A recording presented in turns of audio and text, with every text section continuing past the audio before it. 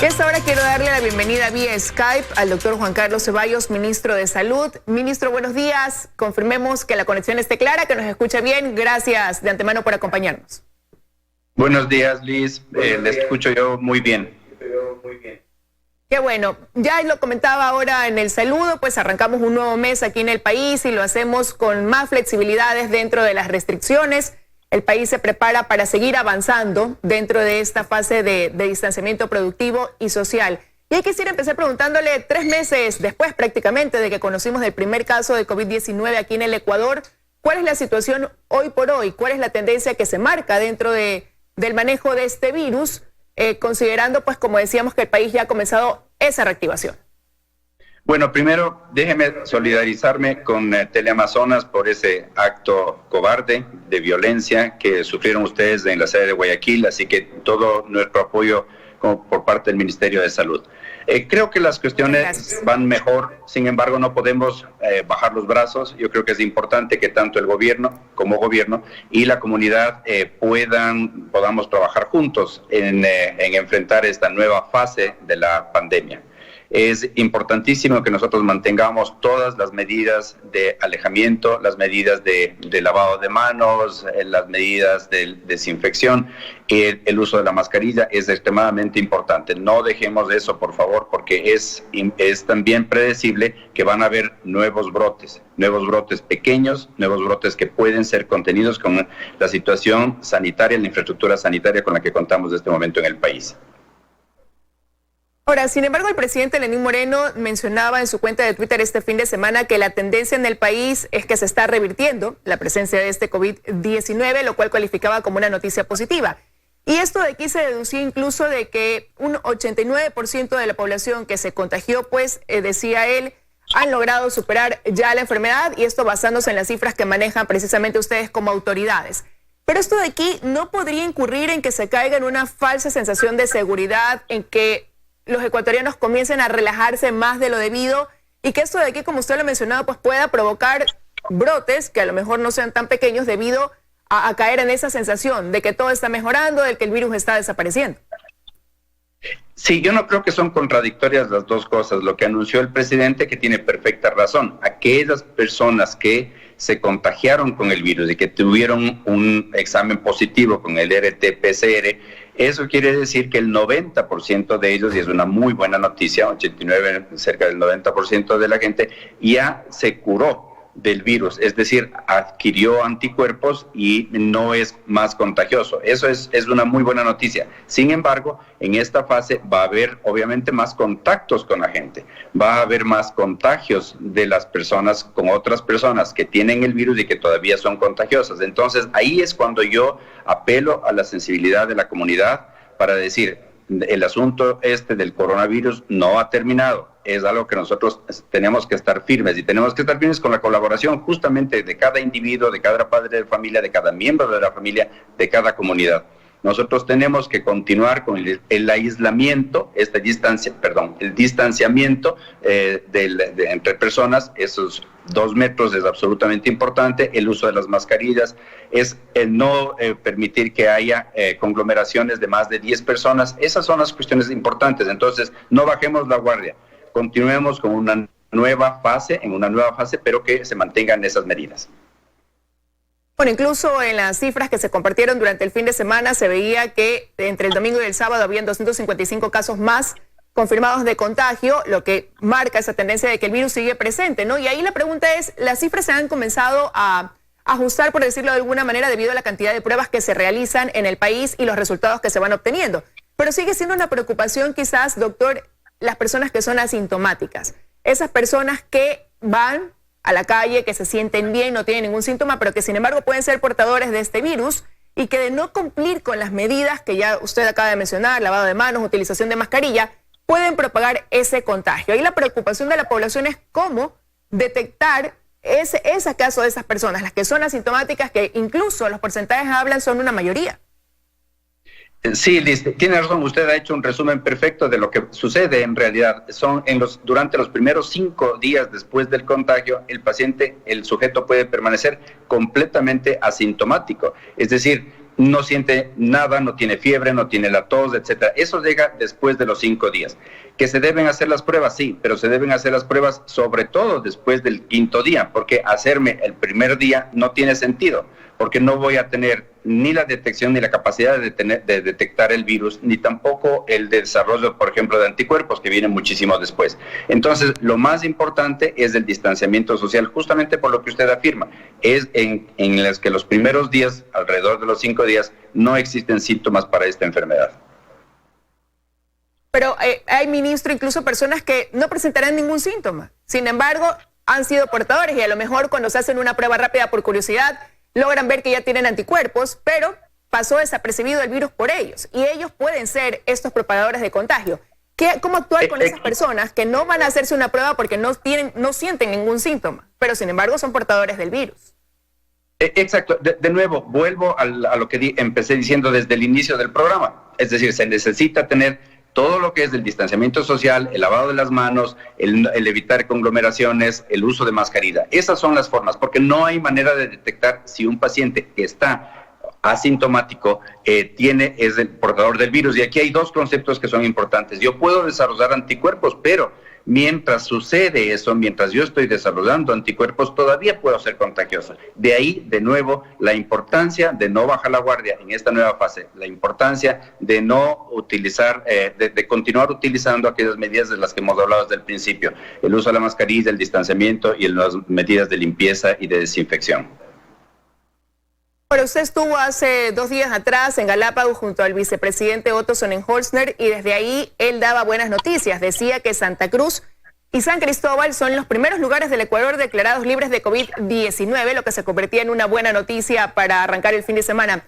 ¿Qué lograron hacer ellos que están hoy por hoy, según las estadísticas, libres de la presencia de este virus? Varias cosas. Bueno, Galápagos tiene la ventaja de ser un sitio completamente aislado, entonces hay mayor posibilidades de control. Se han hecho muchísimos tests, ahí sí, por ejemplo, para permitir que los colonos vuelvan, que todavía quedan alrededor de 1.500 por volver, y que lo haremos en estas próximas coordinadamente con el presidente del Consejo, de Dan Norman Wright, y en coordinación también con el gobierno y transportación, pruebas para que una persona que quiera viajar a Galápagos, un colono que quiera viajar a Galápagos en estas próximas 4 semanas, tenga un examen de PCR negativo. También se ha escudriñado prácticamente a toda la población que ofrece de los servicios de transportación turística, etcétera, etcétera. Hemos trabajado con los 2 alcaldes de Santa Cruz y también de San Cristóbal para mejorar la situación, para que ellos tengan acceso a las pruebas. Se han instalado 2 laboratorios de PCR, uno va a funcionar en San Cristóbal y el otro va a funcionar también en Santa Cruz.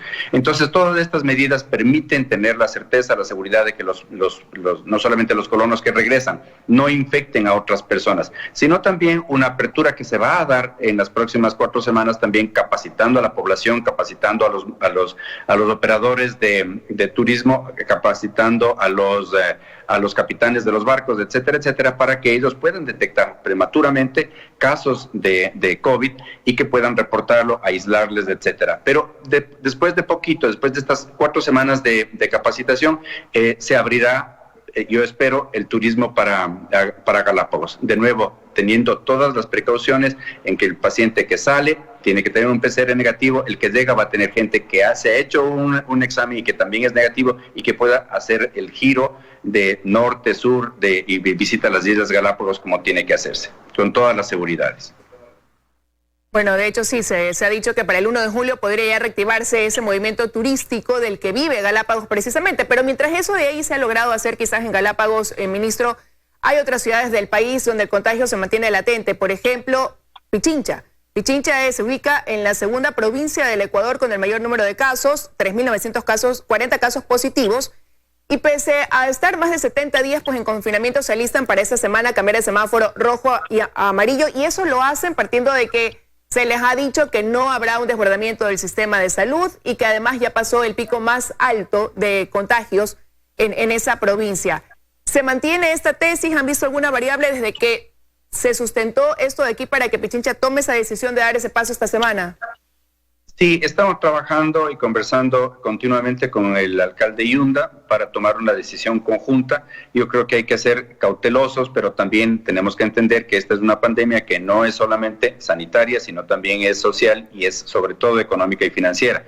Después de 70 días la gente necesita de manera estructurada, de manera organizada, volver a trabajar. Eso es extremadamente importante.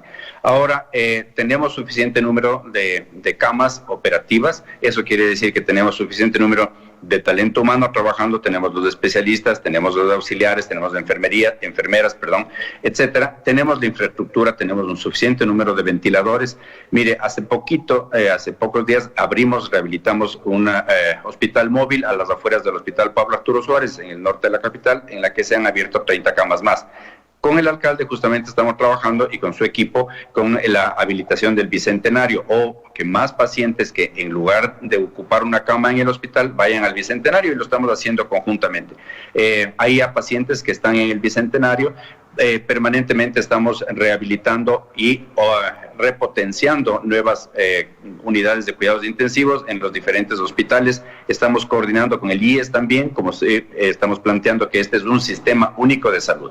Entonces, el repotenciamiento de las camas, la posibilidad de ampliarnos, la posibilidad de seguir recibiendo ventiladores y contratando talento humano, nos hace operativos y nos deja tranquilos en términos de que tenemos una capacidad adecuada. Quiero repetir esto: tenemos en Pichincha, tenemos en Quito una capacidad adecuada como para recibir pacientes. Los pacientes que hace 4 semanas, 5 semanas tuvieron ese pico de contagio, como usted bien lo señala, y que ahora necesitan, después de la evolución natural de la enfermedad, una demanda mayor de camas y de unidades de cuidados intensivos. Estamos preparados.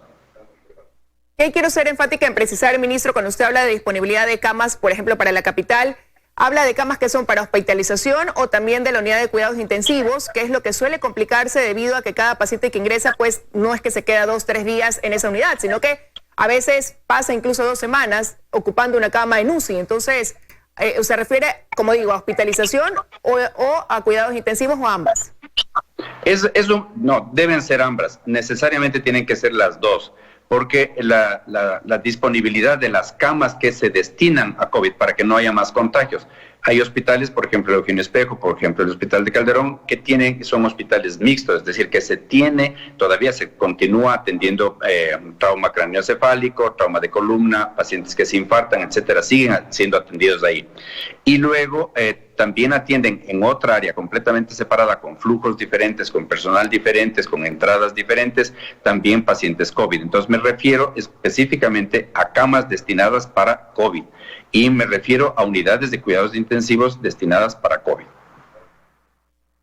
Ahora, eso habla entonces de que Pichincha, sobre todo la capital, pues está preparada, está con las condiciones de vida, lo que no pasaría, por ejemplo, en otras partes. En la provincia de Manabí hay cantones, la misma capital, Puerto Viejo, que han decidido todavía mantenerse semáforo en rojo precisamente por lo contrario, porque temen que sí haya un desbordamiento del sistema sanitario porque no cuentan con la infraestructura suficiente quizás para afrontar. Ellos dicen que hay un 80% de la población que todavía no se ha contagiado. ¿Qué se está haciendo, por ejemplo, en esos casos para poder apoyarlos? Por mencionar ese ejemplo que se replica en otros puntos del país. No, Manabí ha sido una preocupación desde el principio. Manabí y Esmeraldas, debo ampliarme con esas dos provincias, y en las que hemos tenido especial cuidado por los flujos de sujetos, de pasajeros de trabajadores que trabajan en la ciudad de Guayaquil y que se desplazan tanto igual cuestión con los ríos, etcétera, y el oro, pero Manabí particularmente con el desplazamiento para Guayas. En estos lugares hemos hecho pruebas en cada una de las mayores ciudades. Estas pruebas, me refiero a que hemos tomado una muestra representativa de la población y hemos hecho los tests. Hemos trabajado con el coordinador zonal, con los coordinadores distritales, con los directores y los gerentes de servicios, y también estamos absolutamente abastecidos en términos de prendas, capacidad de ventiladores, capacidad de unidad de cuidados intensivos. No quiero sonar extremadamente optimista. Hay ajustes que hay que hacer y hay que hacerlos diariamente, constantemente, y para eso estamos preparados. En Puerto Viejo, por ejemplo, nosotros tenemos el Hospital de Especialidades de Puerto Viejo, que tendría la capacidad todavía de expandirse más. El Verdiceballos también, que está con suficiente personal. Seguimos contratando personal. Durante esta pandemia nosotros asignamos 300 5 personas y después 30 más como personal médico para exclusivamente, por ejemplo, para citar un ejemplo, al Hospital de Especialidades de Puerto Viejo. Es decir, ¿hay problemas de demanda, de más contagio, etcétera? Sí, claro que han habido. ¿Estamos preparados como para nosotros recibir esos pacientes y aguantarles? Sí, nosotros estamos preparados para hacerlo. En Manabí, en Esmeraldas también estamos constantemente trabajando con el IES y aumentando el número de personal que se necesita para tener camas operativas, es decir, camas funcionales. Pero en el caso de Manabí, entonces, ministro, con lo que usted acaba de decir que están preparados y el contingente que han ideado para poder enfrentar el caso de que aumente el número de contagios, ¿considera que ellos podrían analizar o revertir esa decisión de esperar hasta mediados de junio para cambiar el semáforo del rojo al amarillo en la mayoría de sus cantones? Es decir, nosotros siempre estamos trabajando con los GATS y con cada una de las ciudades, con cada uno de los alcaldes al respecto. Nosotros tenemos una comunicación constante para el efecto. Y entonces, pero es prerrogativa de ellos. Nosotros les damos los indicadores, estamos trabajando con las cifras que ellos nos piden constantemente, se publican, ellos tienen acceso a las cifras y ellos tomarán la decisión. Entonces, como gobierno, como Ministerio de Salud Pública, nosotros no podemos decirles cámbiense de semáforo. Lo que sí podemos decirles, aquí están las cifras, tomemos una decisión conjunta. Y eso vamos a continuar siendo muy respetuosos, como hemos sido en Quito, como hemos sido en Daule, que ahora cambia a verde, pues en Manabí también seremos muy, muy respetuosos de la decisión que ellos tomen.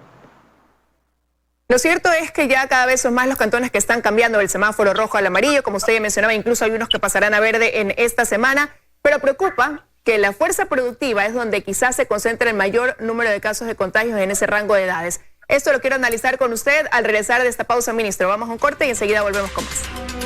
Continuamos este diálogo con el ministro de Salud, el doctor Juan Carlos Ceballos. Doctor, y yo le decía que, bueno, ya se comienza a dinamizar la economía, la actividad productiva, comercial en el país, una vez que la mayoría, ya los cantones van tomando esa decisión de salir del semáforo rojo al amarillo.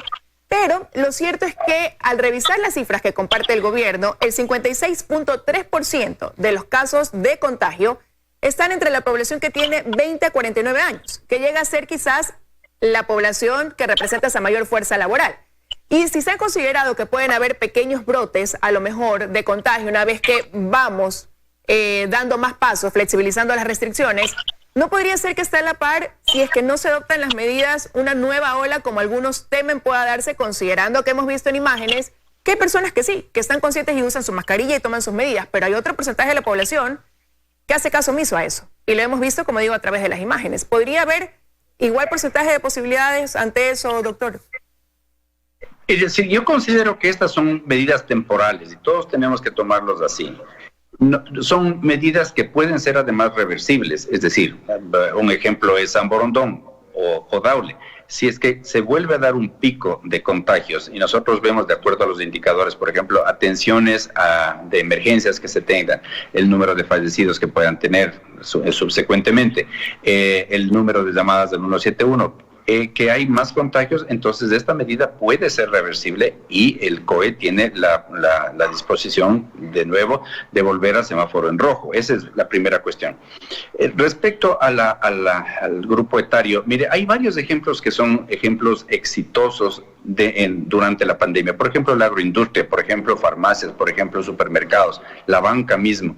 Estas empresas, las cito como ejemplo, son, ¿cómo se llama? Empresas que pueden y que han estado ordenadas como para establecer una jerarquía y establecer una selección de quién va a trabajar necesariamente y quién se queda haciendo telemedicina se queda haciendo teletrabajo.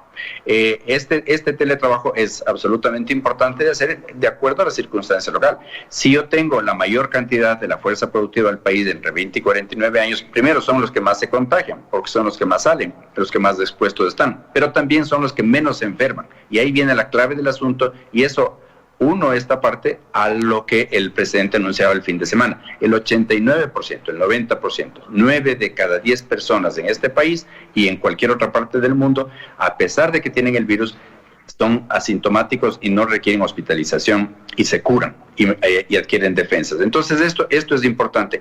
Ese grupo de entre 20 y 49 años, por ser el que más se ha contagiado, es el menos proclive a necesidad de hospitalización y obviamente a fallecer. Sin embargo, hay una población vulnerable y eso es lo que hay que tener en cuenta. Población vulnerable de una cierta edad en adelante, los grupos etarios mayores o personas que tienen diabetes o alguna condición fuerte, por ejemplo cáncer, etcétera, que tienen que todavía guardarse en casa y que no pueden salir y que tienen que tener el mínimo de contagio posible. Entonces ahí es donde las empresas que yo citaba y ahora en adelante en esta nueva fase hay que cuidar. Esos son los pacientes vulnerables y estamos haciendo un gran trabajo con los técnicos de atención primaria de salud en el primer nivel de salud, a nivel país, a nivel de las 1.950 unidades y centros de salud que tenemos, en las cuales hay el médico de barrio, en las cuales hay los líderes comunitarios y los TAPS, ¿no es cierto?, los técnicos de atención primaria de salud, que están cuidando, celosamente monitoreando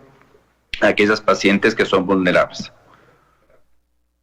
Ahora, si bien es cierto, la proyección es ser positivos y que ya no haya una nueva ola de la magnitud de lo que vivimos al inicio cuando esta pandemia pues llegó al país, lo cierto es que el ciudadano sí se pregunta qué se ha hecho paralelamente o cómo se ha reforzado ese sistema sanitario en materia de prevención para estar listos en caso de, porque hemos visto el trabajo que se ha venido haciendo para darle frente y cara a esta situación, pero ya en materia de prevención, ¿cómo está ese sistema sanitario, doctor? Bueno, si usted mira las dos curvas de esa terrible curva que nosotros vimos al inicio en Guayaquil, y uno ve algo que se nos desbordó, no había manera de nosotros poder controlar, por ejemplo, activar toda la atención primaria de salud, porque los médicos y las enfermeras que atienden en esos centros pequeños de barrio estaban o enfermos o no podían atender, o tenía la población miedo, terror de irse a salir de la casa. Esa curva exponencial no la vemos ahora, no la vemos en Quito. Es una curva mucho más sosegada, más tranquila, con picos pequeños, etcétera, pero que son controlables, y ese es el punto que debemos de insistir. ¿Van a haber nuevos brotes? Sí, nadie puede dudar que van a haber nuevos brotes, pero es extremadamente importante conocer que el sistema de salud está preparado, está capacitado. La dolorosa situación que vivimos en Guayaquil nos ha permitido a nosotros también prepararnos, no solamente en Pichincha, sino en el resto del país para mejorar en términos de talento humano, infraestructura y las cuestiones que hemos hablado. Entonces van a haber nuevos picos, sí. Esa es la manera de prevención. ¿Cómo vamos a hacer la prevención? La prevención es doble. Por parte del gobierno, preparándonos mejor en términos de la infraestructura, talento humano, unidades de cuidados intensivos, habilitación de camas, posicionamiento, disposición de que ciertos hospitales solamente trabajen como COVID. Esas son las cuestiones que hemos hecho. Pero ¿qué tiene que hacer la comunidad? ¿Qué tiene que hacer usted? ¿Qué tiene que hacer la persona común, la que nos está escuchando?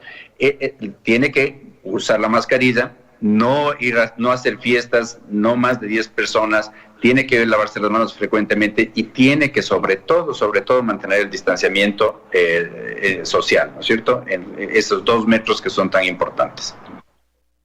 Incluso las personas que ya tuvieron y que lograron superar este virus, ¿no? Porque a lo mejor ya sienten que tienen una inmunidad que les garantiza el poder regresar a eso que vivíamos antes del 29 de febrero, sobre todo porque es un virus que se va conociendo en el camino. No hay todavía nada escrito de lo que pueda pasar, pero ¿cuál es ahí el mensaje para ellos, para esa población que ya pasó el contagio?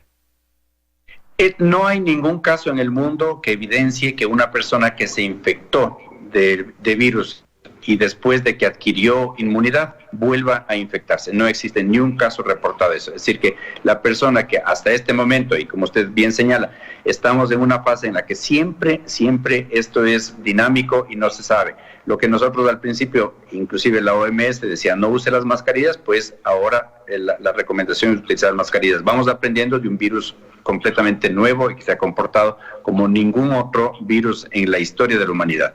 Entonces, en este sentido, es preferible que yo no puedo distinguir a la vista si una persona ha tenido o no ha tenido el virus o tiene anticuerpos, no puedo hacerlo. Entonces, por eso tengo que, esa ley debe ser, y esa reglamentación y esas medidas, esa estrategia debe ser para todas las personas.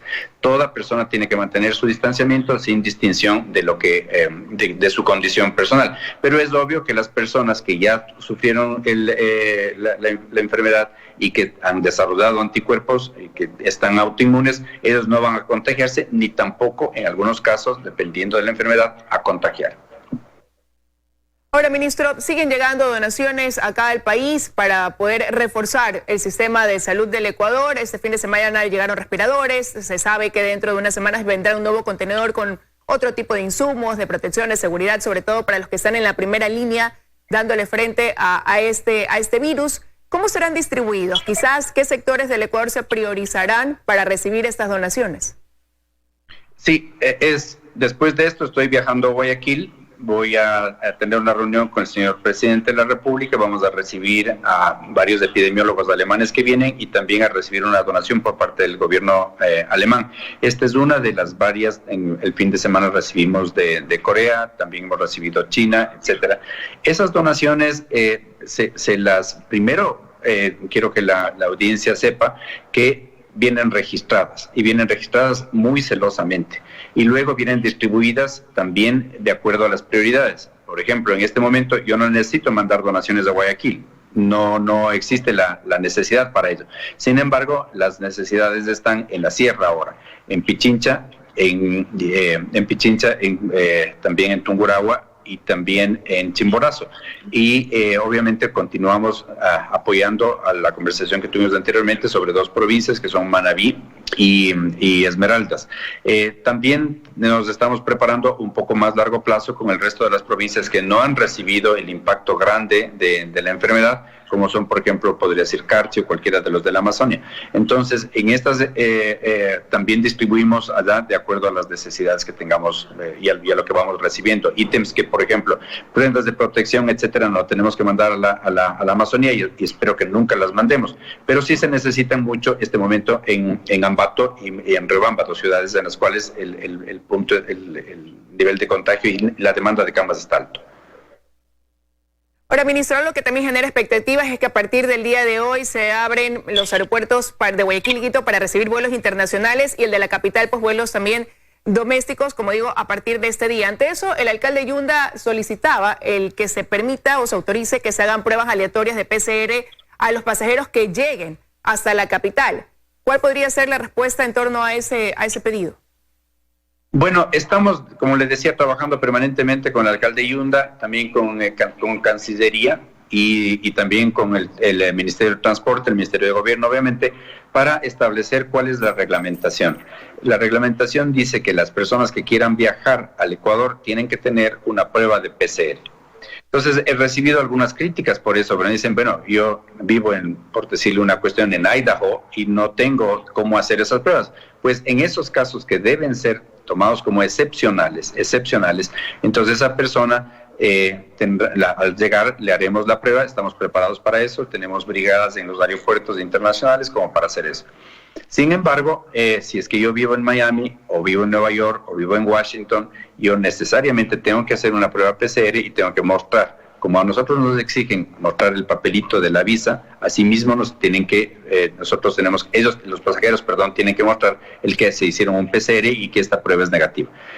Por otro lado, ahora también tenemos sí. No, le decía, ministro, y en caso de las personas que vengan de países donde no les hacen esta prueba y se la tengan que hacer aquí, mientras esperan el resultado de esta prueba PCR, ¿dónde tendrán que permanecer? ¿En hoteles, en la capital? Tendrían que ir a un aislamiento, ¿no? Tanto en la capital como en Guayaquil, cuando los dos aeropuertos internacionales se abran, pero tienen que ser en ambos, hasta cuando se puedan hacer la prueba, etcétera. Hemos también tratado de hacer esto de la manera más expedita, es decir, las personas que lleguen se les hace una prueba rápida, esa prueba rápida no es confirmatoria de diagnóstico, sin embargo no queremos grandes filas, pues van a aislamiento hotelero o domiciliario, como sea. Pero queremos hacerlo eso de manera expedita, como le digo. Pero aquí hay que tomar en cuenta dos cosas que me gustaría compartir con la ciudadanía. La primera es que a nosotros nos exigen, para viajar al Brasil, por ejemplo, nos exigen una vacuna de fiebre amarilla. Para viajar a los Estados Unidos tenemos que pedir una visa, esperar meses para que nos den la cita, y una vez que nos aprueban, entonces podemos viajar con la visa estampada en el pasaporte. Esta es una cuestión vital. Mire, otra pandemia como con la que nosotros vivimos inicialmente en Guayaquil, en los primeros días de marzo, puede llegar. Y puede llegar desde el extranjero. Entonces, este es un comunicado que nosotros tenemos que tener conciencia, es una verdad que tenemos que tener conciencia. Y entonces es la razón por la cual nosotros estamos siendo tan estrictos con la solicitud de las PCRs negativas, y también estamos preparados para recibirlas acá. Ministro, me quedan 30 segundos, pero no quiero dejar de preguntarle qué aspira usted suceda en estos 12 meses que restan de este gobierno en torno al combate a esa corrupción que se ha evidenciado dentro de esta pandemia, sobre todo en la adquisición de insumos que eran para salvar la vida de las personas y que algunos vieron en eso la oportunidad de hacer un negociado. Firmeza, transparencia, no dejar pasar un solo caso, por más pequeñito que sea. 1 centavo cuesta, 1 centavo es inadmisible, y vamos a seguir trabajando con eso. Estamos todo el tiempo auditando varios de los hospitales y varias de las compras que se han hecho con la Contraloría. Trabajamos y respetamos las decisiones de la Fiscalía. Estamos trabajando con ellos porque eso es inaceptable absolutamente. El país espera justicia en esos casos. Quiero agradecerle, ministro, que nos haya acompañado esta mañana, pues analizando la tendencia de este COVID-19 en el país, una vez que, como digo, el Ecuador va retomando ese dinamismo que lo caracteriza. Muchísimas gracias por habernos acompañado. Encantado, Lisa.